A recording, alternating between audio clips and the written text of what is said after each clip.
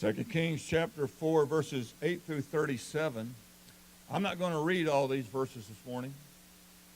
I'm going to do a little bit different. I'm going to kind of summarize till we get to some key verses that I want us to look at. But this is the story of Elisha and the Shunammite woman. Elisha would pass through Shunem on his way to Mount Carmel and his way back from Mount Carmel. And this particular woman noticed him. And one day, says that the Shunammite woman was a great woman. She was a wealthy woman. She had social and political status. And one day as Elisha passed by with Gehazi, his servant, she begged them to come in and eat bread. And after this time, it says that they did that often. And she talked to her husband and said, I perceive that this man is a holy man of God. Let's make a room for him on the wall that he can come in and rest. And so they built a room up on the roof. And in the room, they put a bed, they put a stool, they put a table, they put a candlestick, a lamp. And Elisha and Gehazi came in, they turned in, they went up to the upper room to stay. And while they were there, Elisha began to think and said to Gehazi, he said, I want to do something for this woman. She's made us this place to stay. We've ate many times when she came by. She's taken care of us. And I want to do something for her. So he sent Gehazi to go out and talk to the Shunammite woman. And he asked her, he said, is there something we can do? Can we talk to the king for you? Can we talk to the captain of the host, the captain of the army for you? And the woman answered him and said, I'm among my own people. And she had status. She said, I don't need you to talk to them. She could talk to them herself. And while they were in the upper chamber, Elisha said to Gehazi, what can we do for this woman? And Gehazi answered, she says, she has no children. And her husband is old. In verses 15 and 16, it says, and he called her, and when he had called her, she stood at the door, and he said, about this season, according to the time of life, thou shalt embrace a son. And she said, nay, my Lord, thou man of God, do not lie unto thine handmaid. See, you need to understand, in the day that we're in, couples choose not to have children. And it's no big deal. If they don't want to have any children, they don't have any children. But in this time, in the Bible times, it was a great blessing for a woman to bear children, especially if she had a male child. And not to have children was a reproach on that woman. Elkanah, Hannah, Peninnah. Peninnah had children, but Hannah had none. Peninnah would mock and make fun of Hannah because she had no children, even though Elkanah treated her well, gave her more than he gave to Peninnah. But she wanted a child. She prayed for a son. And she told God, you give me a son, and I'll give him back to you. And that's how Samuel was born. God blessed her with a son. when he was weaned, she went up to make sacrifice, and she left Samuel with Eli the priest. But it was a reproach until she had a child. And here this woman probably wanted children. Her husband was old. She couldn't have children. And now Elisha says, this time next year, you're going to be holding a son. And she says, don't lie to me. Don't mess with me. I hadn't had any children this long. But then it tells us in verse 17, and the woman conceived and bare a son, and at that season that Elisha had said unto her, according to the time of life. She had a son. She had the promise. God gave her a promise, and she received that promise. It goes on to tell us that when the child was grown, and that literally doesn't mean that he was grown up, because in a few verses later, she held him on her knees. He had grown up some. He wasn't a fully grown man. He was a young boy. But he had grown up. And he went out into the field where his father was. And out in the field, he began to cry, my head, my head. And his father immediately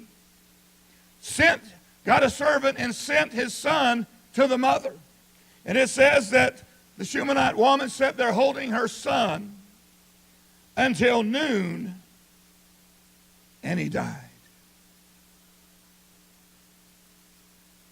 Verse 21, and she went up and laid him on the bed of the man of God and shut the door upon him and went out. I want to ask you a question. How many promises of God have you thought were dead and you left them laying where they were? God spoke to you. He gave you a promise, told you he was going to do something. It didn't happen. And you've left it for dead. You put it up and shut it up. You've forgotten about it. But you see, that's not what this woman did. It says that she called to her husband, said, send me a young man and an ass that I can go to the man of God. And he answered back. He said, why are you going to go to the man of God?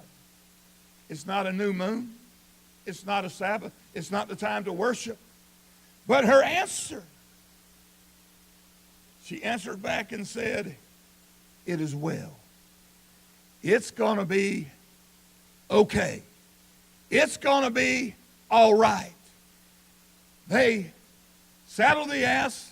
The young man and the Shunammite woman got on it, and she told him, he said, you drive, you ride hard until we get there. Unless I tell you to slow down, you keep going. She was determined to get to where the man of God was. And as they drew near, Elisha looked up and saw her, said to Gehazi, that's the Shunammite. He said, go to her and ask her if she's well, if her husband is well, if the child is well. And Gehazi went out and asked her. And she said again, it is well. It's going to be okay. You see, she was still holding on to that promise. And in verse 27, says that, and when she came to the man of God, to the hill, she caught him by the feet, but Gehazi came near to thrust her away, and the man of God said, let her alone, for her soul is vexed within her, and the Lord hath hid it from me. and hath not told me? Then she said, did I desire a son of thee, my Lord? Did I not say, do not deceive me? She got to the man of God. And she said, did I ask you this? Did I ask you for this? You just gave it to me. Did I tell you not to deceive me? But what it said, he said, she got there, she bowed before Elijah and grabbed a hold of his feet and ankles and wouldn't let go. And in verse 29, then he said to Gehazi, gird up thy loins, and take thy staff in thine hand, and go thy way. If thou meet any man, salute him not.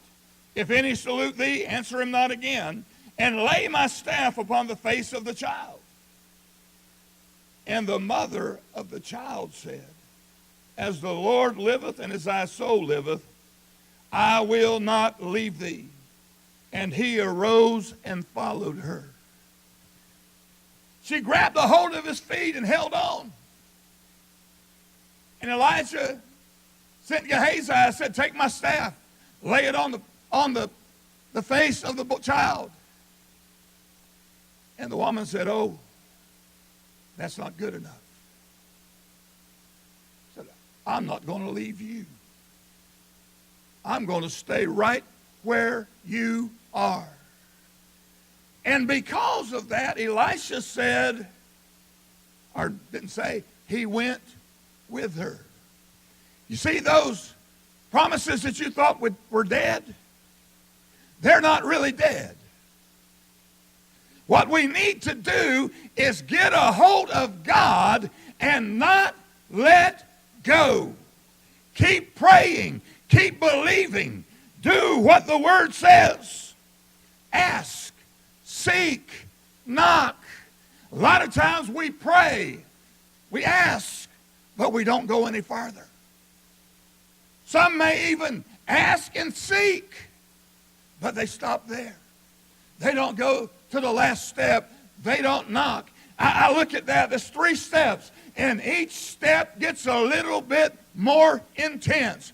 Asking is one thing, seeking is another, but knocking on the door is something entirely different. We need to get a hold of God. If we don't hear when we ask, keep on seeking. If we don't see the answer when we seek, start knocking on the door. Jesus told us parable of the unjust judge. Said there was this widow woman, and she went to this unjust judge and said, revenge me and my adversaries. And it said of this judge that he regarded neither man nor God. And he didn't answer. But she kept on. She kept on. She kept on. And finally, the judge said, though I regard not man nor God, because this woman wearies me, because this woman is wearing me out, I'm going to avenge her of her enemies. I'm going to give her what she is asking for. You know, I heard people several years back, you know, when the faith movement, the name and claim it movement was big. They would say when you pray, only ask God one time. Said if you ask him more than that, you're not believing in faith. No, that's not so. Ask, seek, knock. When Elijah was praying for rain, and God told him the rain was coming, he prayed 6 times, and he sent his servant out. He said, go look and see what you see. He came back 6 times. He said, I don't see anything. He prayed a 7th time, and he sent him out the 7th time. And he said, what do you see? He said, I see a cloud as a man's hand. It wasn't a thunderstorm boiling up. It wasn't a front moving in. He said, I see a single cloud. But Elijah said, it's time to get down off the mountain. I hear the sound of the abundance of rain. You see, he had the promise of God, but he didn't stop praying once, twice, 6 times. He prayed that 7th time. And I believe if he wouldn't have seen anything the 7th time, he would have prayed again. He was going to pray until the rain began to fall. We need to get a hold of God and pray until he begins to move, until we see the answer, until he moves and does the work that he's promised us in his word that he will do. We not let go. Don't get out of his presence. Follow him around until he hears, until he answers. Be determined.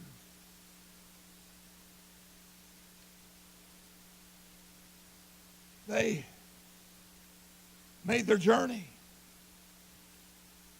They got there. Gehazi had come out. He had went into the upper room, laid the staff on the young man's face. Said there was no hearing, there was no breath. He came out, and then Elijah and the Shunammite woman had gotten there. He said, the child is not awake. And Elisha went into where the dead child was laid.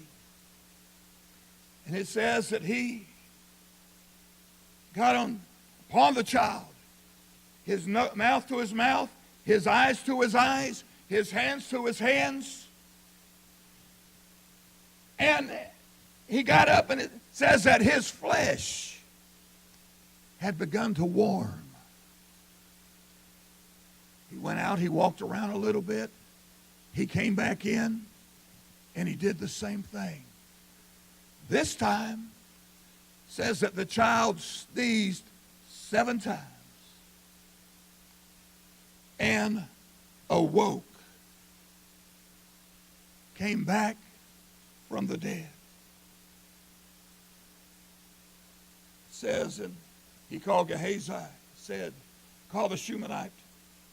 So he called her, and when she was come up unto him, he said, take up thy son. Then she went in and fell at his feet and bowed herself unto the ground and took up her son and went out. She went in and bowed herself to the ground. The first thing, she was thankful. She gave thanks for the answer. And she picked up the promise, her son, and went out with him.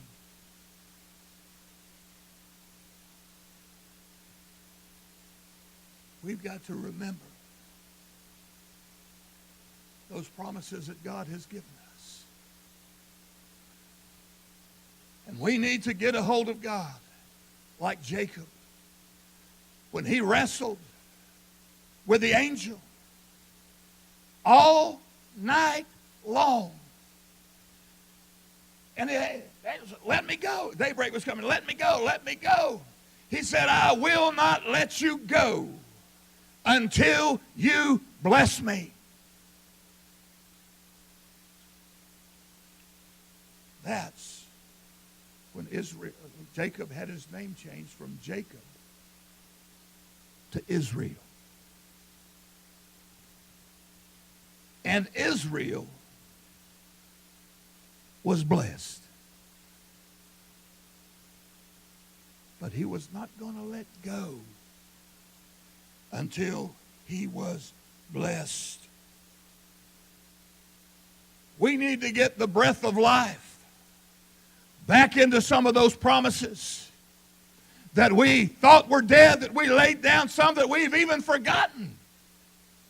And we need to pick those promises up, get the breath of life, breathe back into them, and hold on to those promises.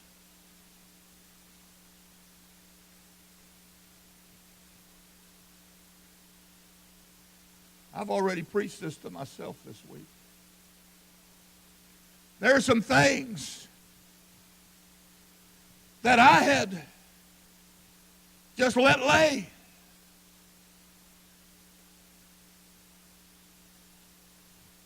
But I have made up my mind this week. I'm picking those things back up. I'm holding on to those promises. I'm going to breathe life back into those promises that God gave me. And I'm going to see those things come to pass. We've had promises that God has made to this church. The promise of revival, promise of this church growing. We need to pick those promises up because some of us have laid them down and left them laying there for dead, but they're not dead. We need to begin to pick them up and let God breathe the breath of life back into them. Then we pick those promises up and realize when God made the promise, they're still good. We may have forgot about them, but He hasn't forgot about them. He's waiting on us to pick them up and begin to follow after Him. You know, God sent Ezekiel into a valley full of dry bones. They just weren't dead. They were good and dead. The bones were parched and bleached. They were scattered all over the place. But He told Ezekiel, He said, prophesy to the bones. And he prophesied to the bones. And he heard a shaking. And the bones began to come together and formed a skeleton. They were in order. Bone to his bone, it says. The leg bones came together at the knee. The foot came to the ankle. The ribs came in place. The skull came in place. The backbone was in place. All the bones fell in order. Then he prophesied. Flesh, tendons and sinews, muscle, tendons and sinew began to come on those bones. And those bones were covered with skin. It says, but there was no life in them. God said, prophesy to the four winds. And he began to prophesy to the four winds that the breath of God would come into those, what was dry bones, and breath came into them. And they stood up a mighty army. God can resurrect your promises. You may think it's been too long. It's been dead too long. I've laid it down too long. No, you haven't laid it down too long. If God gave the promise, it's time to pick it up, and it's time to hold on to the promise that He has given you. Believe. Trust Him. Seek His face. And He will revive those dead promises.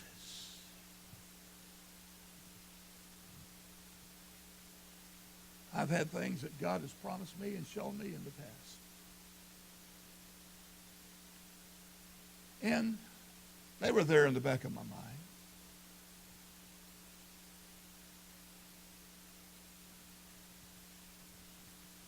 But that's not where they need to be. They need to be in the forefront of our, not just our mind, but our spirit. They need to be where we're praying about them every day. Believing and expecting God to revive those promises that we thought might have been dead. God is able. What He says, He will do. But we've got to have the faith to hang on and receive it. Let's all stand.